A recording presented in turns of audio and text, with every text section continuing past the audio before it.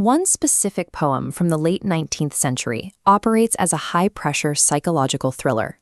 It functions as a direct, clinical confession to a medical euthanasia. The author was Edwin Arlington Robinson. Known as the architect of human failure, he dedicated his career to objective, unsentimental portraits of broken lives. He frequently delivered these portraits using the Petrarchan sonnet, a strict 14-line poetic structure divided into an 8-line octave and a 6-line sestet. Historically, poets used this exact structure to deliver declarations of courtly romance. Robinson stripped away that romantic history. He repurposed the rigid confines of the sonnet to build stark, tightly compressed character sketches. He also discarded the flowery, ornate death tropes popular among his Victorian peers, replacing them with harsh, monosyllabic words rooted in plain American speech.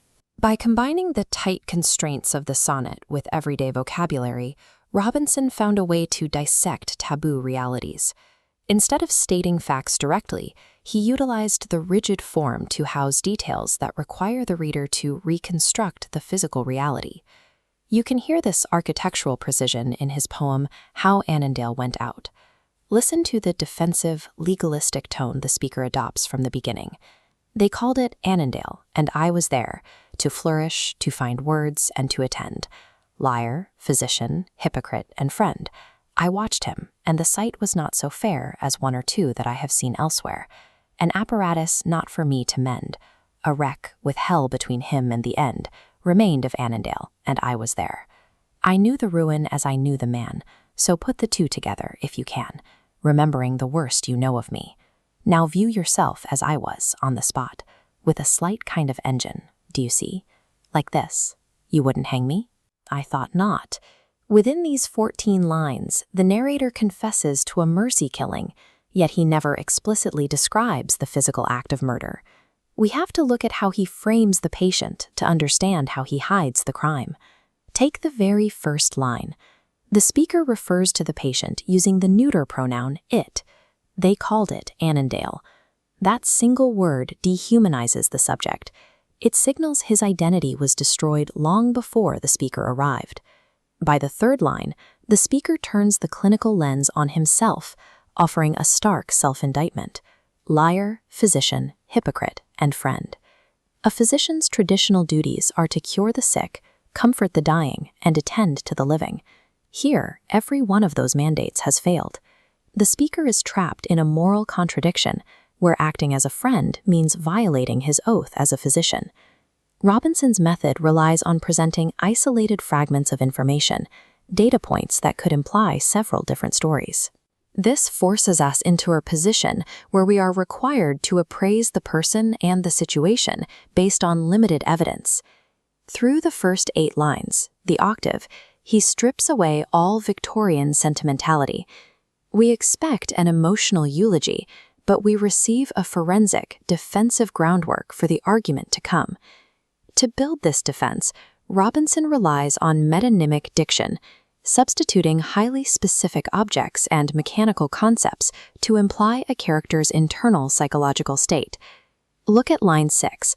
The patient is reduced to an apparatus not for me to mend. The phrasing carries zero emotional resonance. Categorizing a dying human as an apparatus re-engineers the moral framework of the entire scene. A machine does not have a soul, it has a function. When it breaks beyond repair, it is decommissioned. He pairs this sterile word with a visceral image of physical degradation, calling the remaining body a wreck with hell between him and the end. By linguistically transforming his patient from a suffering human into a broken machine, the speaker justifies the impending death. In his framing, this is a necessary mechanical shutdown, avoiding the moral weight of murder. At line 9, the poem hits the traditional sonnet turn, or volta. I knew the ruin as I knew the man. The narrative perspective abruptly shifts. The objective observation vanishes, replaced by a direct address to us. This leads to a moment of extreme compression. Now view yourself as I was on the spot, with a slight kind of engine, do you see? The slight kind of engine is the final mechanical metonymy. It stands in for the murder weapon, a medical syringe. Robinson omits the explicit prose details of the injection itself. We are given the tool, the motive, and the opportunity, but the audience has to mentally execute the physical action. The sestet weaponizes this subtext to shift the burden of the crime. By refusing to describe the killing out loud, the speaker forces us to become active participants in constructing the reality of the euthanasia. The speaker seals this complicity in the final line, relying on highly specific, dramatic punctuation. The text reads, "like this," followed by an ellipsis. In performance, that silent pause is the physical moment where the speaker mimics pressing the plunger of the syringe for his audience. Then comes the rhetorical trap. "You wouldn't hang me?" He discards philosophical debate entirely, cornering the listener with a blunt, survivalist negotiation. The rigid 14-line framework prevents the speaker from rambling. The psychological defense accelerates through the sestet before hitting a sudden, undeniable brick wall. The poem ends with, "I thought not." The speaker preemptively answers for us.